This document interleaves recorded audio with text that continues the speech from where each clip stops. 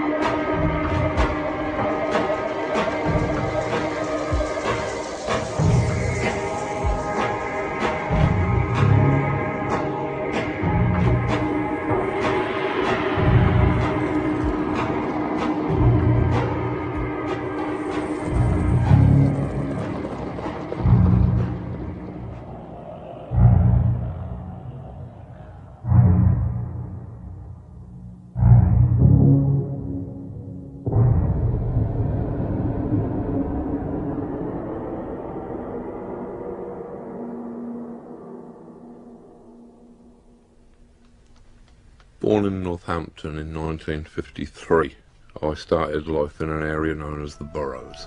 This was the oldest area of Northampton and also the poorest.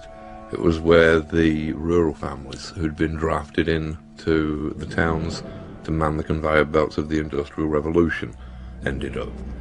It had originally been the system of moats and forts that surrounded Northampton's castle before it was demolished, so all of the streets had names like Moat Place or Fort Street or Dungeon Alley or whatever. And this was a quite bleak, grim, monochrome area. There were a great many families who were probably, looking back, incest families where even the dog had the same hair lip. I found myself surrounded by a monochrome world of limited opportunities. The only window out of that restricting world was the tales of mythology that I would read, or the bright four-colour superhero stories, adventures of people who had no restrictions, people who could fly over the housetops, people who could become invisible. This was a very important key to a very important door. It opened vistas of the imagination with which I was eventually able to transcend and escape the limitations of my origins. Now, comics were something that I'd been reading for as long as I could remember being able to read. They were almost a staple part of working class existence. They were something like rickets. They were just something that you had. I'd originally read most of the British comics, which mainly featured working class children in working class environments, generally being spanked by their parents or teacher, which was a peculiar fixation of the British comics of my boyhood. And pretty much they presented a world that was almost indistinguishable from the one that I lived in, and thus I didn't find it the most exotic world into which I could escape. However, when I was 7, I picked up my very first American comics. These were bright, garish, four-colour things that, rather than taking place against some anonymous northern British backdrop, took place in cities like New York, which to me were as exotic as Mars. The idea of buildings of that scale, the idea of this modernness, that seemed to pervade everything. This was a futuristic science fiction world. And then, against that backdrop, you had these incredibly colourful characters who had these amazing powers, who could transcend their human limits.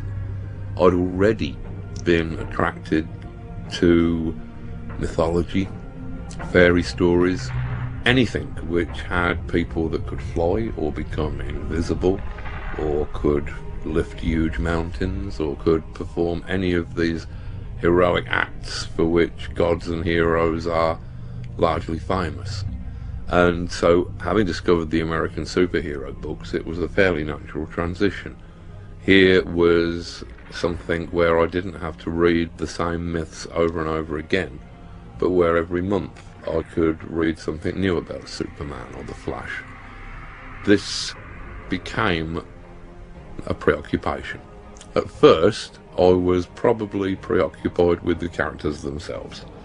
I wanted to know what Batman was doing this month. Around about the time when I reached the age of, say, 12, perhaps a little earlier, I became more interested in what the artists and writers were doing that month. It had finally occurred to me that these stories weren't just drawing themselves, that somebody was drawing them, somebody was writing them.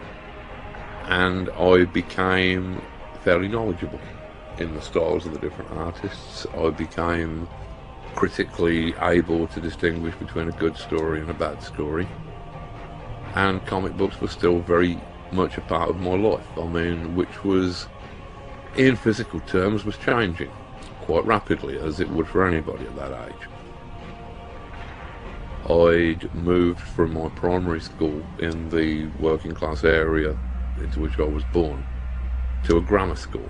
Now, call me naive, but entering grammar school was the very first time that I actually realised that middle class people existed.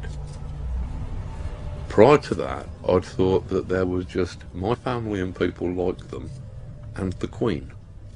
I had really not been aware that there was a whole strata of humanity in between those two positions. When I got to grammar school, I realised that I was one of the very few working class people there because of the 11 plus system and its rigours, and that a lot of the other children there had had the advantage of probably a better education than I'd been privy to. Thus, from being a star pupil at my primary school, from being top of the class every year, and from being made head prefect with a little green enamel badge, I suddenly plummeted to 19th in the class, which was a tremendous blow to my already insufferably huge ego. I don't think I ever quite got over that. Certainly by the next term I was 25th in the class. I think for the next couple of years I was second from bottom. I'd finally come to the realisation that I was not going to cut it in the kind of academic world that was spread out in front of me. I decided, pretty typically for me, that if I couldn't win, then I wasn't going to play. I was always one of those sulky children who sort of couldn't stand to lose at Monopoly, Cluedo, anything. So I decided that I really wanted no more of the struggle for academic supremacy or anything of that nature. After having been expelled from school at the age of 17, I found that my horizons rapidly contracted. The headmaster, who had dealt with my expulsion, had, I think, taken me rather personally. He had written to all of the colleges and schools that I might have thought of applying to, and told them that they should under no circumstances accept me as a pupil because this would be a corrupting influence upon the morals of the other students. I believe that he did at one point in the letter refer to me as sociopathic, which I think was rather harsh. The same thing applied with jobs. Any job that I was applying for meant that I would need a reference from the school, and the references I was getting from the school were kind of the antimatter equivalent of references. Thus, the only jobs that I could get were ones that just didn't give a damn who they employed. So I found myself working at a skinning yard and tannery at the bottom of Bedford Road in Northampton, which was probably one of the bleakest places that I've ever encountered, where you would turn up at 7:30 in the morning and drag huge, heavy, dripping sheepskins out of vats of mingled blood, urine, water and excrement. That the only relief from this was the concentration camp humour of throwing chopped off testicles at each other as a break to the monotony. And it was indeed monotonous. I was expelled from that job after a couple of weeks for smoking dope in the mess room, which really wasn't improving my career curve any. The next job I was able to get was that of a toilet cleaner at a hotel, and it more or less went downhill from there until I finally ended up as a comics writer.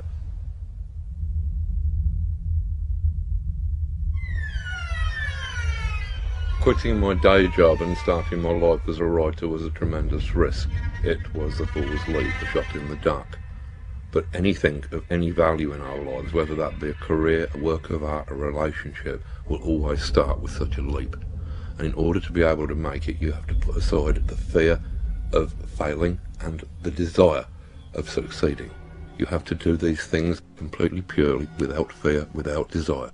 Because things that we do without lust of result are the purest actions that we shall ever take. I originally, having delusions of adequacy as an artist, had both drawn and written some strips for one of the music papers and for a local paper. After a couple of years, I'd realised that I could not draw well enough or fast enough to ever make any kind of career from this, and so had started to look into the possibilities of actually writing comic strips for other people to draw. This had landed me a couple of early jobs at places like 2000 AD and the British Doctor Who Monthly and Weekly that were published around that time. I learnt my craft doing very short stories, 3 or 4 pages each, which is an excellent way to learn writing of any sort.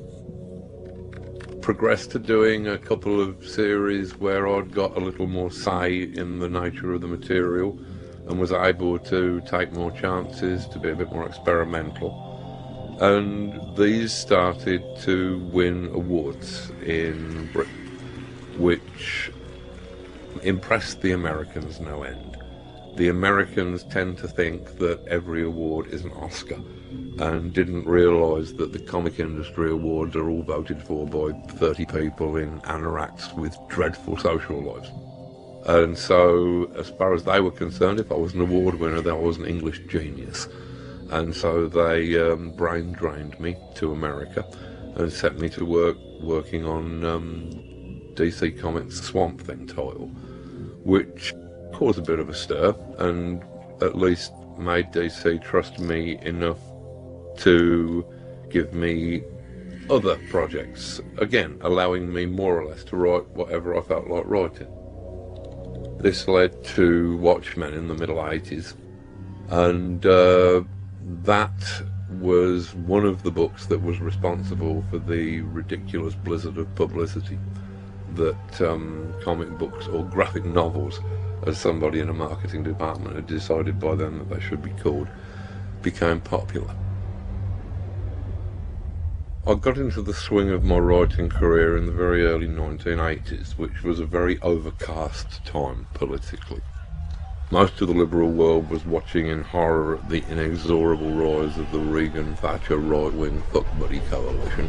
At the same time, we had elements of fascism starting to make themselves prevalent upon the streets of Britain with the rise of the National Front.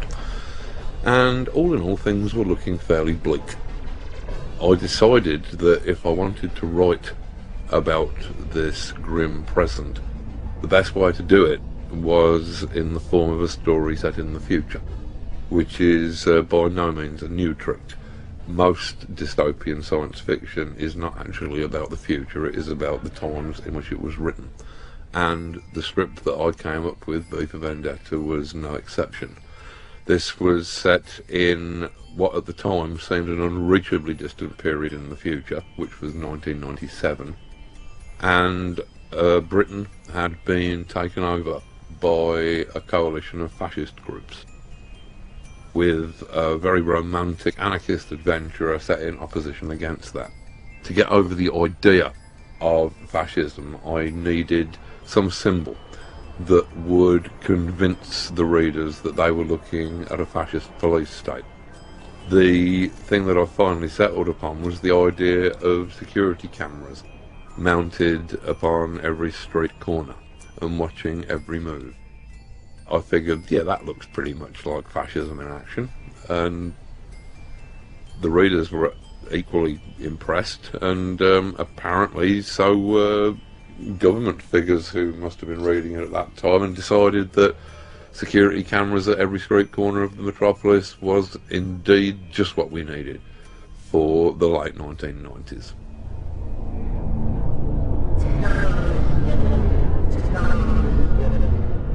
Good evening, London. It's 9 o'clock, and this is the Voice of Fate, broadcasting on 275 and 285 in the medium wave. It is the 5th of the 11th, 1997.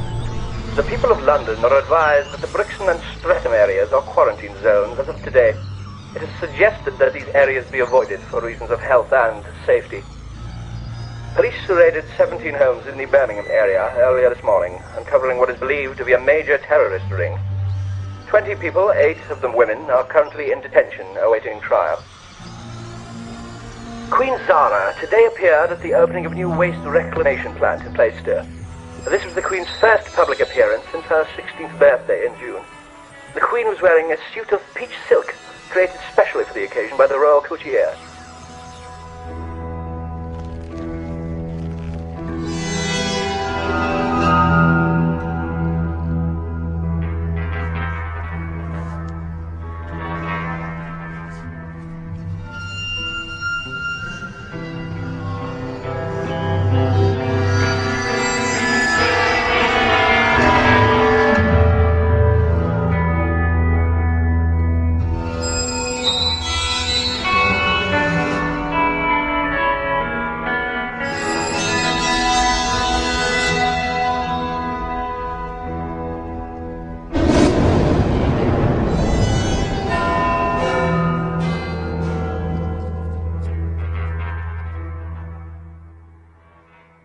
Watchmen also grew out of the politically shadowy landscape of the 1980s, when the Cold War was probably at its hottest in 20 or 30 years, and when nuclear destruction suddenly seemed a very real possibility. Watchmen used the cliches of the superhero format to try and discuss notions of power and responsibility in an increasingly complex world. We treated these fairly ridiculous superhuman characters as more human than super. We were using them as symbols of different kinds of ordinary human being rather than as different super beings.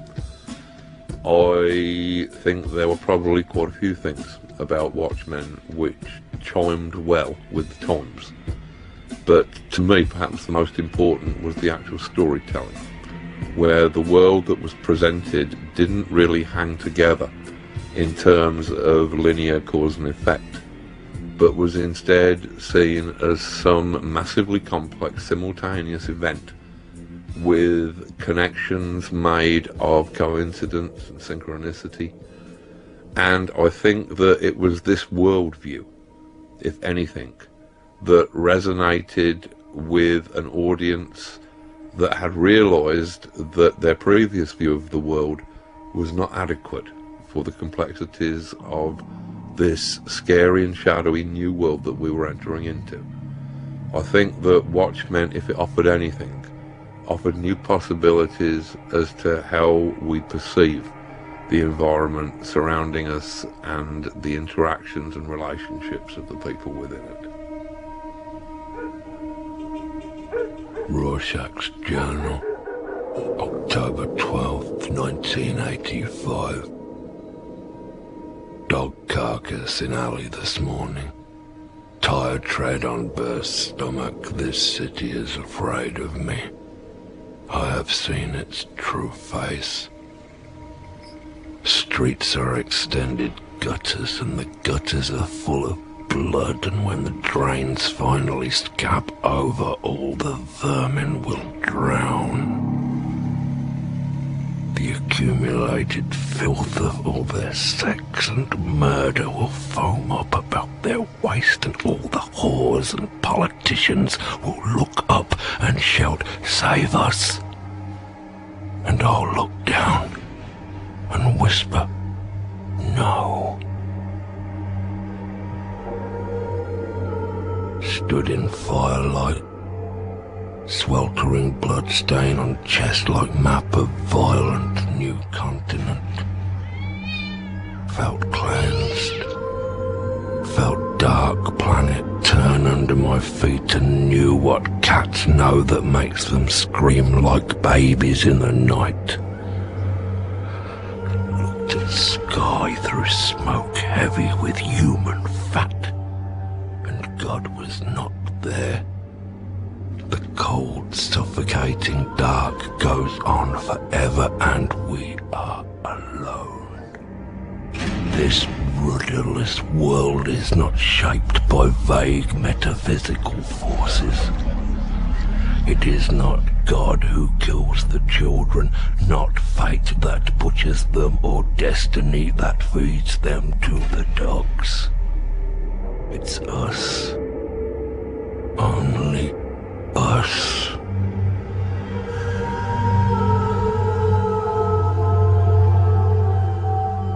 Whenever anybody talks about comics, they usually make a great deal of the similarities between comics and film. And while I'll agree that a comic creator who understands cinematic techniques will probably be a better creator than one who doesn't, I feel that if we only see comics in relationship to movies, then the best that they will ever be are films that do not move. I found it in the mid-80s preferable to try and concentrate upon those things that only comics could achieve. The way in which a tremendous amount of information could be included visually in every panel, the juxtapositions between what a character was saying and what the image that the reader was looking at would be.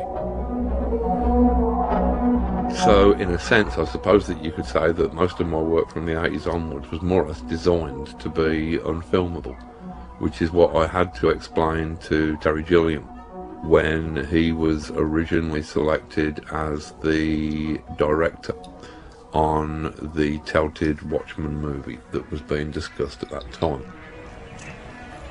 I realised that I was becoming a celebrity, which was nothing that I'd ever expected, given that comic writer was about the most obscure profession in the world when I actually entered the job.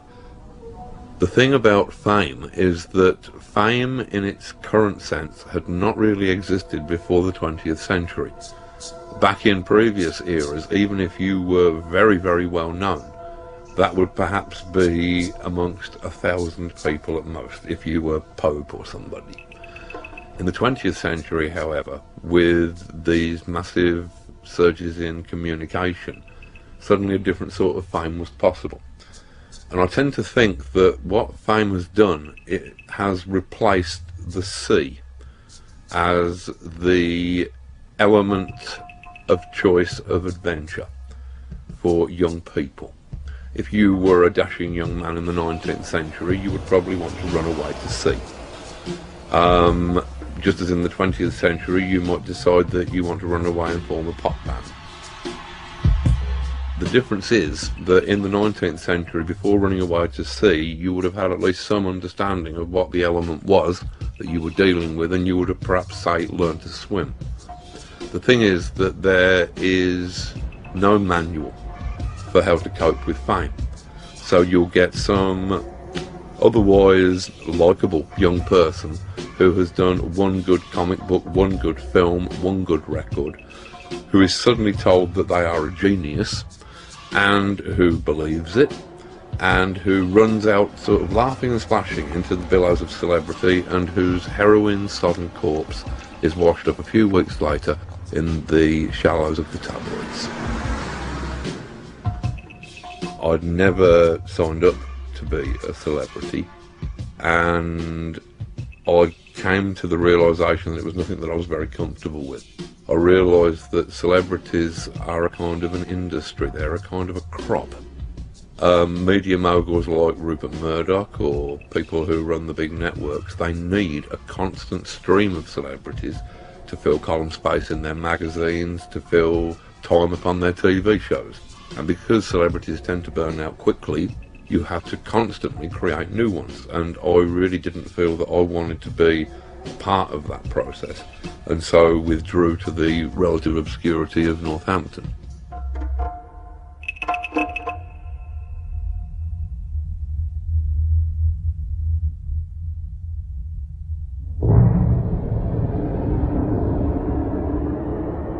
On my 40th birthday, rather than merely bore my friends by having anything as mundane as a midlife crisis, I decided it might be more interesting to actually terrify them by going completely mad and declaring myself to be a magician. This had been something that had been coming for a while. It seemed to be a logical end step in my career as a writer. And the problem is that with magic, being in many respects a science of language, you have to be very careful what you say. Because if you suddenly declare yourself to be a magician without any knowledge of what that entails, then one day you are likely to wake up and to discover that that is exactly what you are.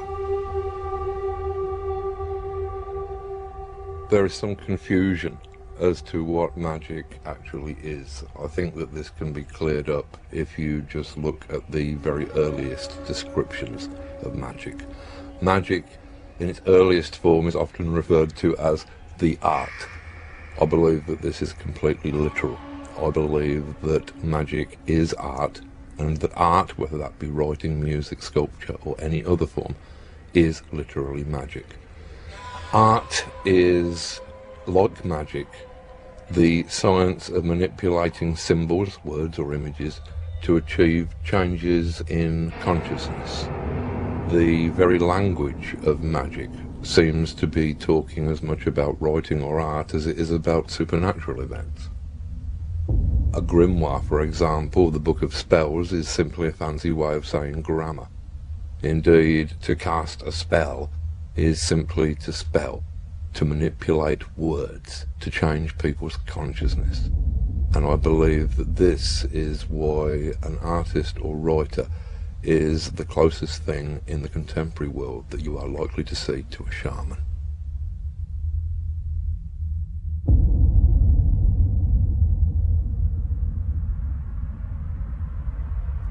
I believe that all culture must have arisen from cult. Originally, all of the facets of our culture, whether they be in the arts or the sciences, were the province of the shaman.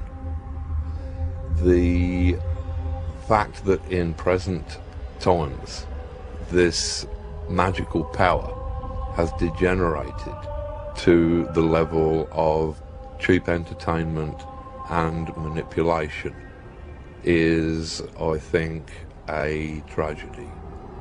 At the moment, the people who are using shamanism and magic to shape our culture are advertisers. Rather than trying to wake people up, their shamanism is used as an opiate to tranquilize people, to make people more manipulable.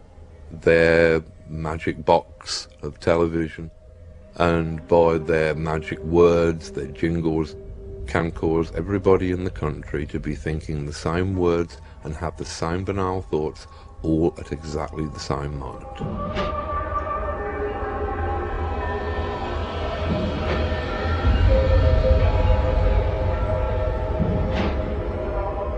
In all of magic, there is an incredibly large linguistic component. The bardic tradition of magic would place a bard as being much higher and more fearsome than a magician.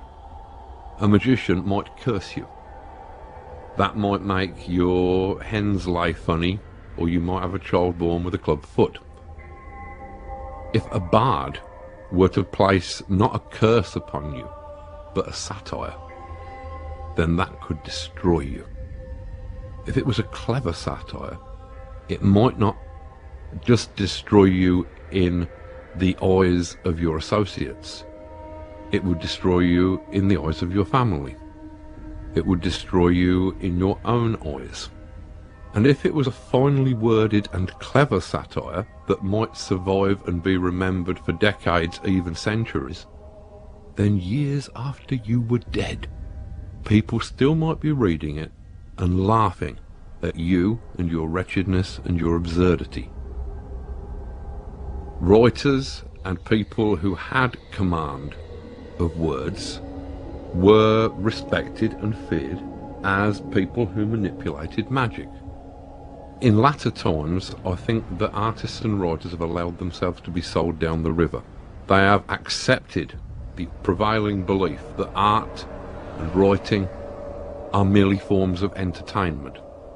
They're not seen as transformative forces that can change a human being, that can change a society. They are seen as simple entertainment, things with which we can fill 20 minutes, half an hour while we're waiting to die. It is not the job of artists to give the audience what the audience want. If the audience knew what they needed, then they wouldn't be the audience. They would be the artists. It is the job of artists to give the audience what they need.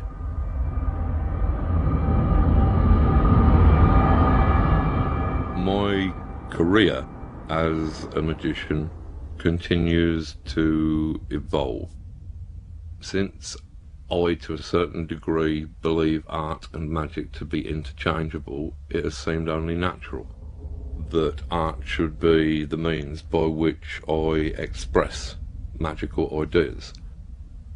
This has found its way into my prose writing, in works such as Voice of the Fire, and probably most visibly has found its way into the performance pieces that I've done at various locations over the past 8 years. Beautiful little psychedelic artifacts in their own right, which actually capture the kind of narrative journey that we've tried to take the readers on as part of these performances, to overwhelm the sensibilities of the audience, to tip them over into a kind of psychedelic state where we can hopefully actually change their consciousness and direct it to different places, different levels, hopefully into new and hopefully magical spaces.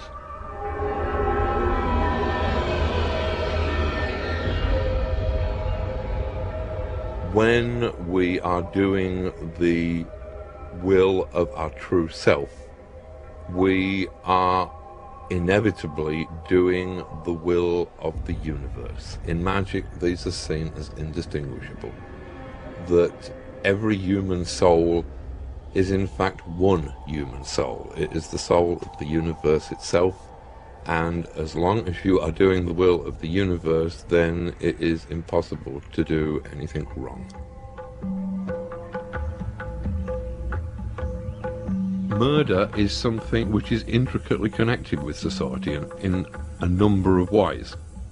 And with From Hell, what we wanted to do was not so much to create a whodunit as to create something which asked what happened, where we could trace all of these complex threads from the heart of the murder and see what kind of areas they led us into.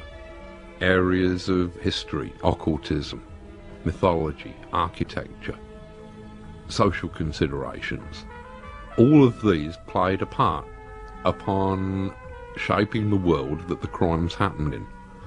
And it seemed to me to be important to investigate all of those possibilities, to try and create a map of this event that included all of those strange foreign areas that aren't generally included when one considers a murder.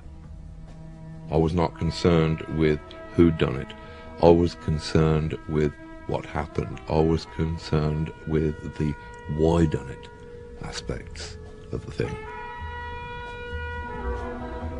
The one place in which gods and demons inarguably exist is in the human mind, where they are real in all their grandeur and monstrosity. Much of magic, as I understand it, in the Western occult tradition, is the search for the self with a capital S. This is understood as being the great work, as being the gold that alchemists sought, as being the will, the soul, the thing that we have inside us that is behind the intellect, the body, the dreams. The inner dynamo of us, if you like. Now, this is the single most important thing that we can ever attain, the knowledge of our own self. And yet there are a frightening amount of people who seem to have the urge not just to ignore the self, but actually seem to have the urge to obliterate themselves. This is horrific, but you can almost understand the desire to simply wipe out that awareness because it's too much of a responsibility to actually possess such a thing as a soul, such a precious thing. What if you break it? What if you lose it? Mightn't it be best to anesthetize it, to deaden it, to destroy it, to not have to live with the pain of struggling towards it and trying to keep it pure?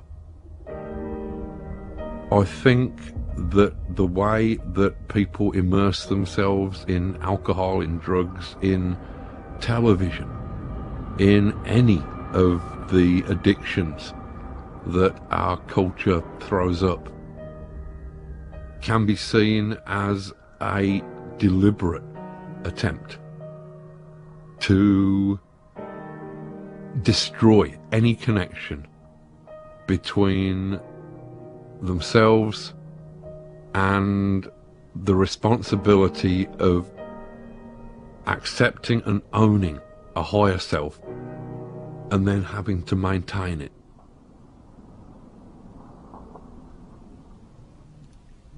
Back when I was doing Swamp Thing, which was ostensibly a horror comic, I found that it wasn't really effective to just sort of swamp the readers in horror every issue.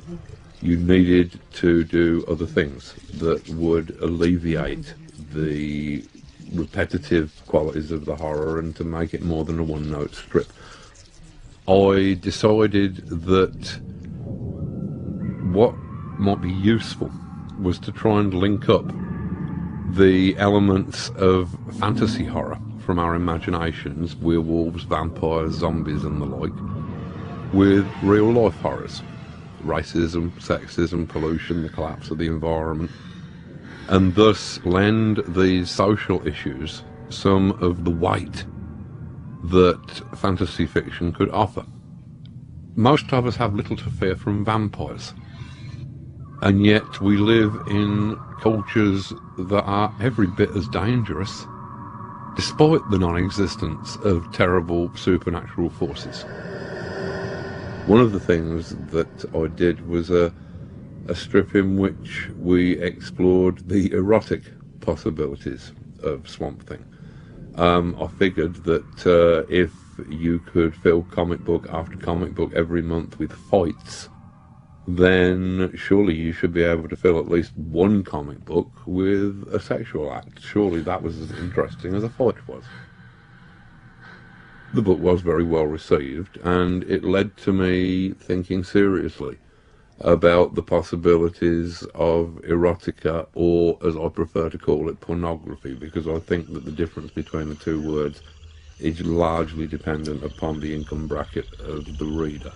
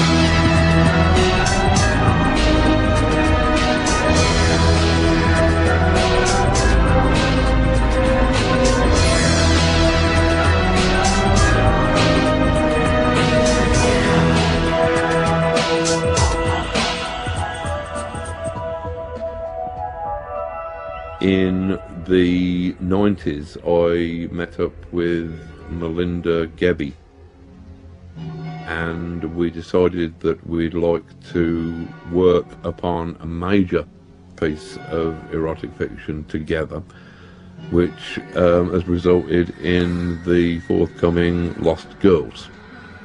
And this entire drama is being played out against the background of Europe, and specifically Austria, in 1913, when everything is gearing up towards the exact antithesis of sex. It's gearing up towards what humans do when they don't put their energies into sex, which is kill each other. The healthy sexual drive that is seizing most young men when they're in their teens is perverted by older men who perhaps have lost some of their sexual drive, and all of that sexual energy gets shipped over to somewhere like Flanders and is perverted into killing other young men. Energy that should be going into something honest like fucking is instead diverted into something appalling like killing.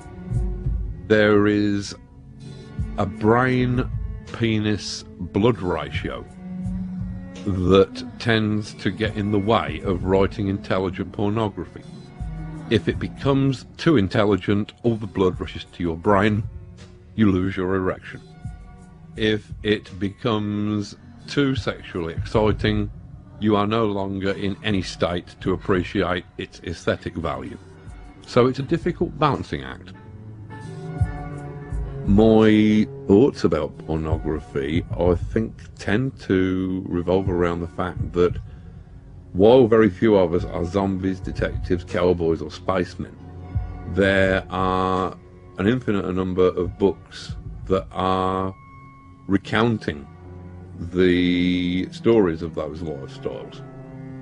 However, all of us have some sort of feelings or opinions about sex, and yet the only art form which in any way is able to discuss sex or depict sex is this grubby, despised, under-the-counter art form that has absolutely no standards.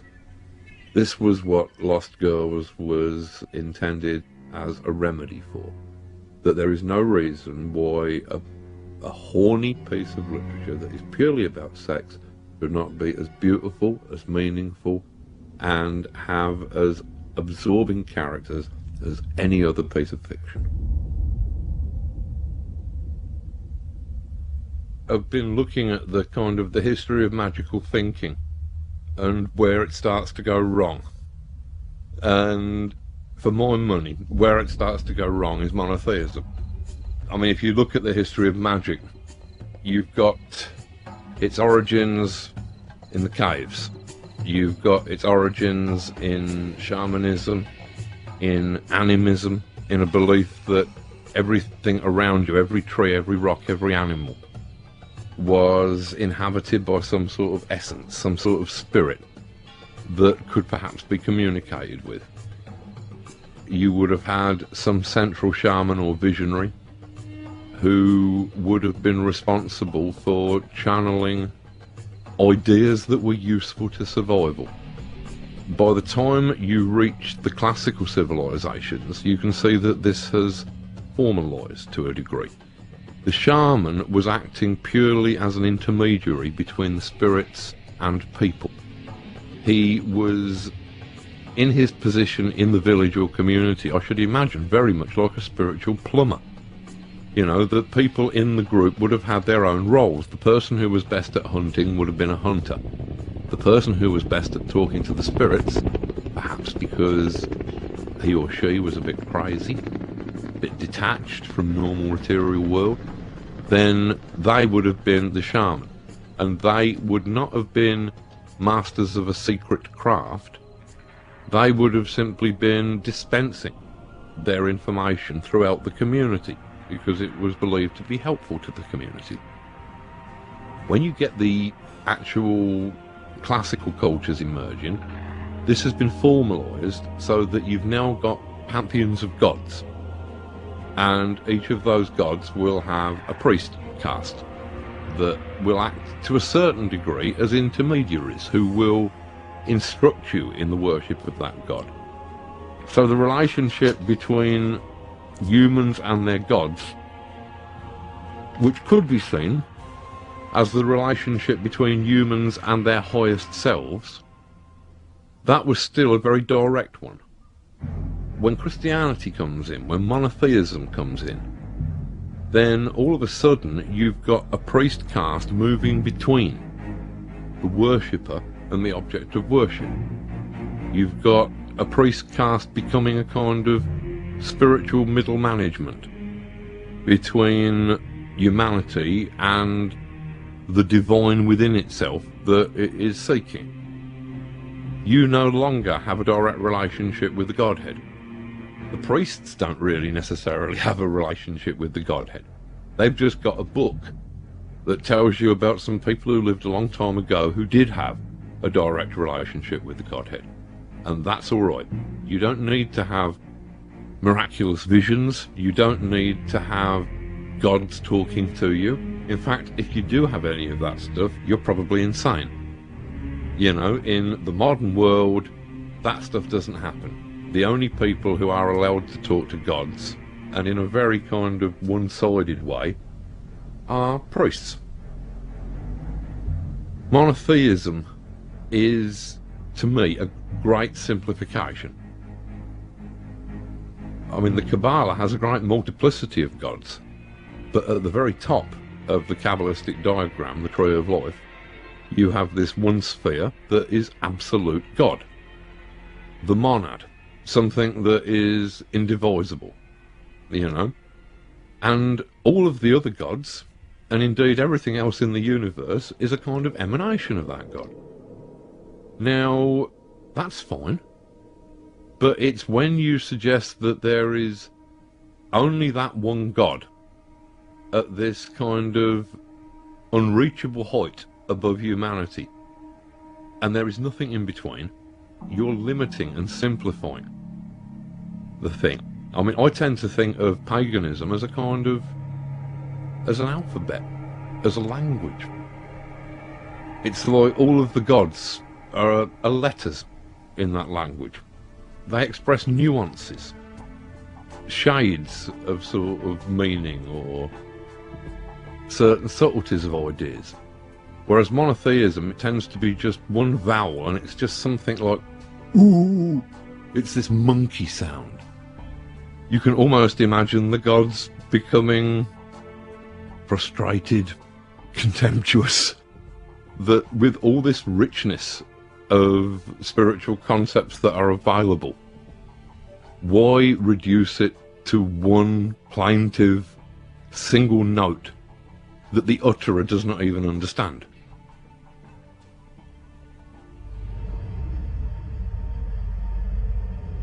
The alchemists had two components to their philosophy. These were the principles of solve and coagula. Solve was basically the equivalent of analysis. It was taking things apart to see how they worked. Coagula was basically synthesis. It was trying to put the disassembled pieces back together so that they worked more efficiently. These are two very important principles which can be applied to almost any thinking culture. There has recently, in literature for example, been a wave of postmodernism, deconstructionism. This is solve. Perhaps it is time in the arts for a little more coagula. Having deconstructed everything, perhaps we really should be starting to think about putting everything back together. Spiritualism was the natural state of human thinking up until the Renaissance and the subsequent age of reason that grew out of it.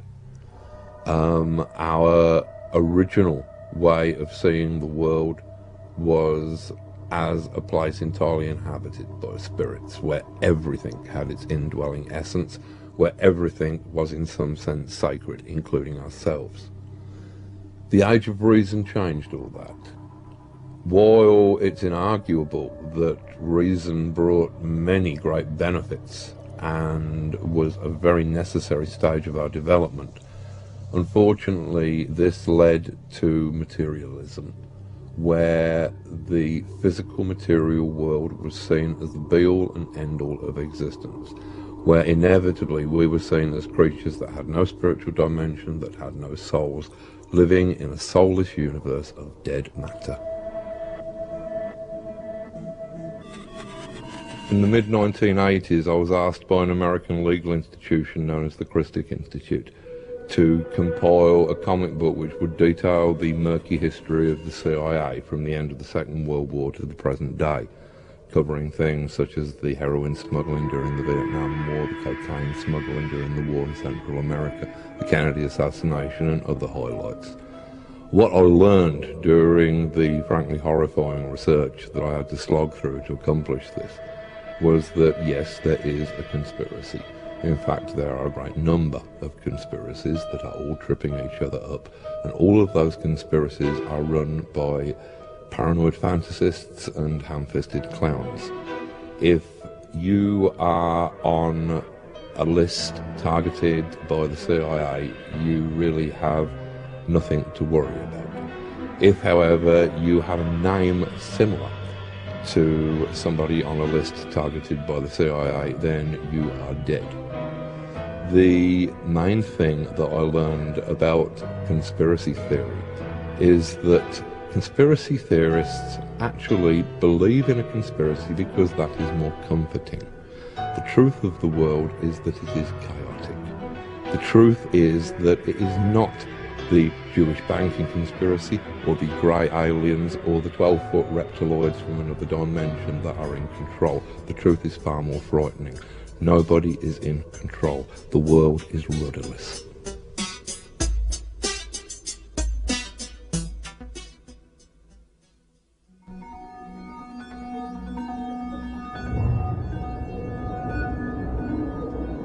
The substance that has most effect upon our culture and upon our lives is completely invisible. We can only see its effects. This substance is information.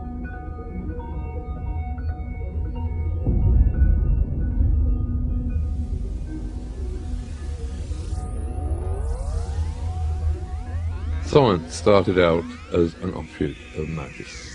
The two became completely divorced from each other and bitter enemies, although I tend to think that at the present moment the two are growing back together again. I was reading recently that people at the cutting edge of quantum physics believe that information is a super weird substance, to quote the actual phraseology, which underlies everything in the universe, which is more fundamental than gravity or electromagnetism or the two nuclear forces. This would tend to suggest that our entire physical universe is the secondary byproduct of a primal information, or, to put it in more magically acceptable terms, in the beginning there was the Word.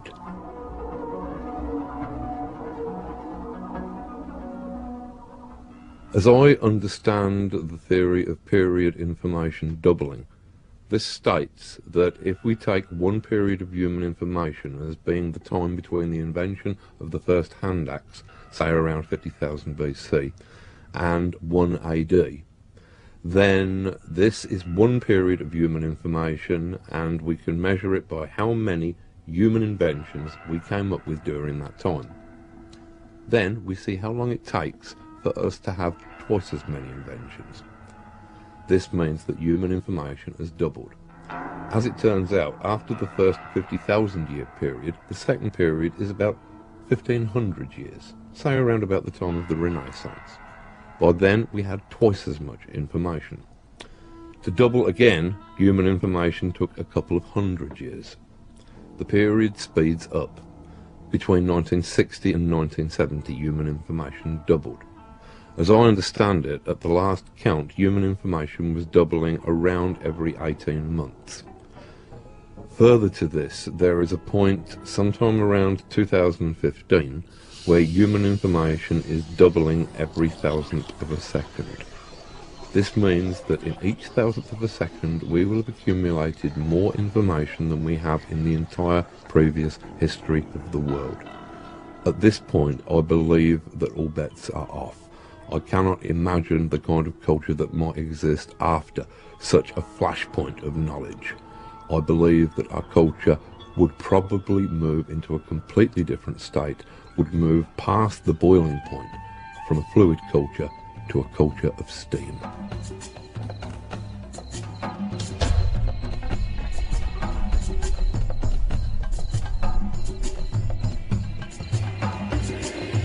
Originally, there was only one science of existence. Our entire worldview was magical.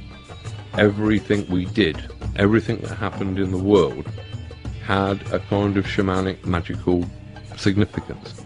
If you look at the very earliest cultures, some of whom are still extant upon the planet, the Aboriginal cultures, most of their languages only have one tense. Everything is subsumed within the present. They can talk about things that happened and things that haven't happened yet but will happen in the future, but they talk about them in the present tense. Now, it seems that not only have we split up our existence, our study of existence, into all of these different areas, but we've also subdivided our notion of time into different zones. Whereas once there was this great eternal present, which I assume to be the kind of constant now that animals exist in, for example. But we, as conscious individuals, have, as a species, adapted this different notion of time, where we almost see time as a bead on a wire, that the now is just this constantly moving tiny little moment that we're all in, that is sliding inexorably along a wire from past to future. If you look at some of the models that people like Stephen Hawking have suggested for time, then you find something which is actually much closer to that primitive apprehension of how time is structured than to our rather simplistic and fatalistic idea of past, present and future. I believe that Hawking talks about space-time as a kind of a gigantic starry football, a rugby ball, if you like. And at one end of it, you have the Big Bang. And at the other end of it, everything comes together again in a big crunch. But that the whole football exists all the time. That there is this gigantic hyper moment in which everything is occurring. That would mean that it was only our conscious minds that were ordering things into past, present and future. The idea of solid flying saucers from Alpha Centauri coming and visiting us now or any time in the past, this is not a rational idea. And yet, because it involves machinery,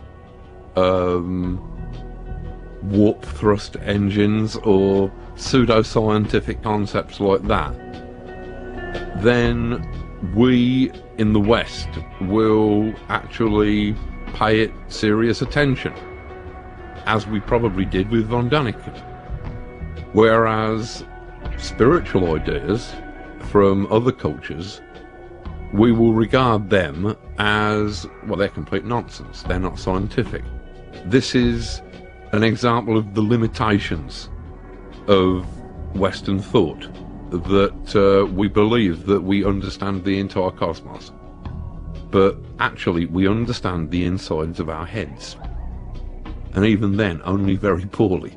Was it Niels Bohr, the physicist, who in his Copenhagen interpretation of quantum physics said that when we talk about or describe remote events, whether that be in the furthest stars or in the smallest and most remote quanta, that all we can ever truly be doing is talking about ourselves and our own processes. That all we see is our perceptions. We mistake that for reality. And consequently, we tend to be very chauvinistic about our picture of reality, as if that were the only one. Then the only way that we can look at other cultures is to imagine that they are deluded, or primitive, or just haven't got it yet. That is a way in which we, in terms of information, we isolate ourselves terribly. It's our culture kind of insisting upon its own values, blinds itself to what might actually be very useful concepts and ideas belonging to other more deeply rooted cultures. They offered perhaps richer readings of the world than cold behaviouralist science does. Science cannot talk about consciousness because science is a thing that deals entirely with empirical evidence, with things that can be repeated in a laboratory, and thoughts do not come into this category. Therefore, science generally tends to try to disprove the existence of consciousness. They will say that consciousness is some accident of biology, which is itself based upon chemistry, which is itself based upon physics, and wholly explicable within a normal, rational, scientific framework. Rupert Sheldrake, who is a kind of heretical scientist, who put forward the theory of a morphogenetic field in order to try and understand some of the spookier effects of consciousness. I'm probably simplifying it horribly here, but I think that the basic concept was that once a form has occurred, whether that be a physical form or an idea form, then it is much more likely and possible for it to occur again. Now, Sheldrake says that this is because there is a kind of what he calls a morphogenetic field linking everything, and that once the idea existed, then it somehow existed in this morphogenetic field. It struck me that this might explain a lot of things about the way the human mind works. Even things, say, for example, like the fact that the steam engine seems to have been invented by 5 or 6 different people at approximately the same time. After hundreds, thousands of years of the steam engine not being invented, all of a sudden, within a matter of a couple of weeks, everybody is, it's steam engine time. Everybody is coming up with an idea of steam propulsion. I mean, this is similar to the idea that I put forward of idea space, a kind of a space in which mental events can be said to occur, an idea space which is perhaps universal. Our individual consciousnesses have access to this vast universal space, just as we have individual houses, but the street outside the front door belongs to everybody. It's almost as if ideas are pre-existing forms within this space.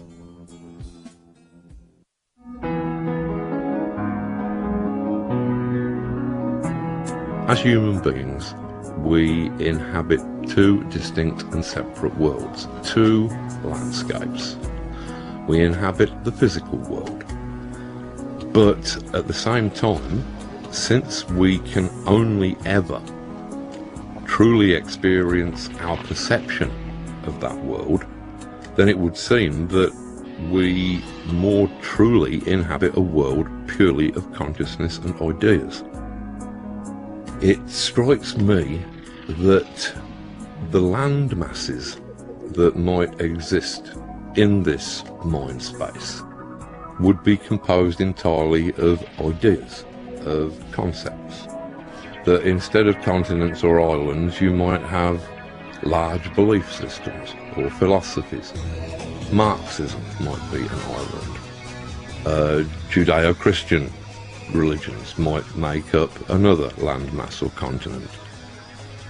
Human minds interact, albeit weakly, in limited ways, with idea space every moment of the day, just in order to carry out our daily lives. If you want truly unique ideas, if you're an artist or an inventor or somebody who deals in unique and fresh ideas, then you will have to plunge right into the undergrowth, into the depths of idea space in order to find those ideas that have never been spotted before. If we assume that idea space or something like it exists, then we may decide that we wish to explore that space, whether for artistic reasons, perhaps for scientific reasons, or perhaps as magicians, as occultists. Now, if we're going to venture into this hypothetical and more or less entirely unknown territory, it would seem to only make sense that we should try and track down route maps that may have been made by previous explorers. Now, when you're talking about the territory of the mind and perhaps the spirit, the only route maps available are magic systems from antiquity. You're talking about systems like the Kabbalah, with its map of every conceivable human state. You're talking about systems like tarot, a pantheon of archetypal images that provide the cartography for a map of the human condition.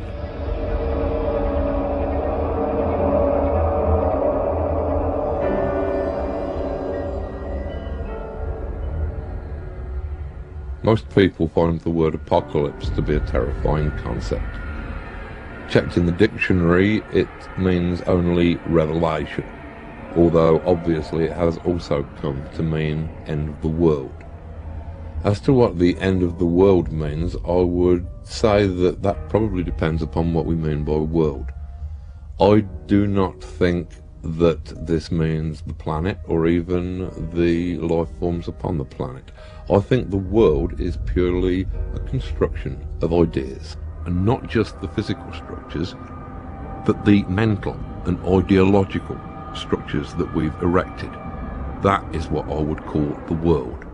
Our political structures, philosophical structures, ideological frameworks, economies, these are actually imaginary things. And yet, that is the framework that we have built our entire world upon. It strikes me that a strong enough wave of information could completely overturn and destroy all of that.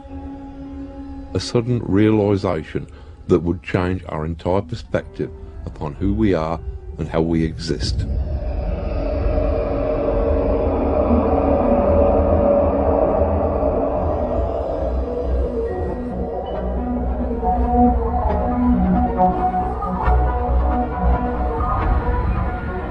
History is a heat.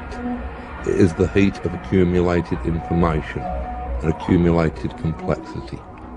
As our culture progresses, we find that we gather more and more information, and that we slowly start to move almost from a fluid to a vaporous state as we approach the ultimate complexity of a social boiling point. I believe that our culture is turning to steam.